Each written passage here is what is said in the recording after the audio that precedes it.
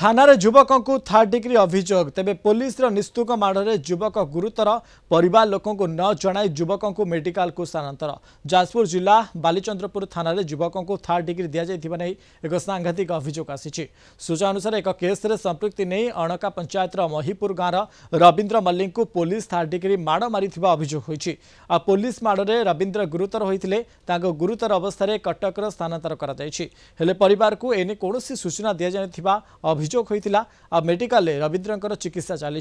4 जन पुलिस कर्मचारी मेडिकल जगी रही। अन्यपटे बालीचंद्रपुर थाना अधिकारी समरजित नायक यह अभियोग को खंडन कर थाना रवींद्र हठात असुस्थ हो पड़ू कटक मेडिकल को भर्ती कर से स्पष्ट कर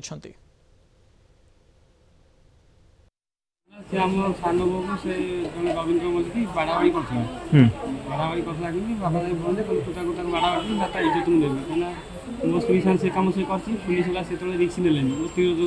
जाइला मो गौर इज्जत जाइए रखदेवी फिर बुढ़ा कहला कि बुढ़ा को खंडा होगी हाँ को अभिनवली गोला गोला मुझे पहुँच गली बापा कौन गला भात नुकला से ढाई गला सी बापा जो आसी एफआईआर देले थाना को बापा ने एफआईआर देबा मत अटके देले पुलिस थाना वाला कौन पे अटकेले कहले तू ये काम कर गई। अच्छा तापर तुम ताको एफआईआर नहीं गले मु एफआईआर को वार्ड अच्छा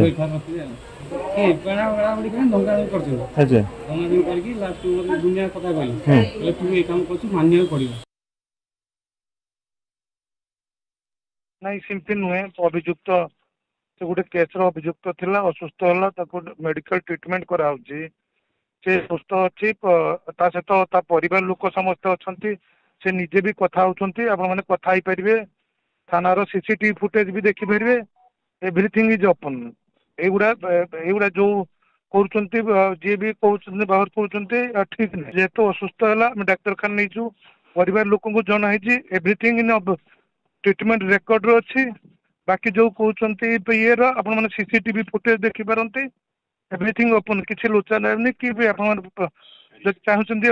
आह्वान कर आसिक देखिपारती जो जो मैंने चर्चा कर कौन आधार कर पचार से पिला तो कथा हो पिला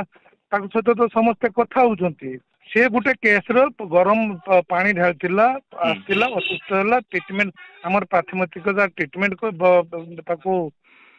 डॉक्टर पाख ना ट्रीटमेंट कलु घर को खबर देलु बाप माँ को नेलु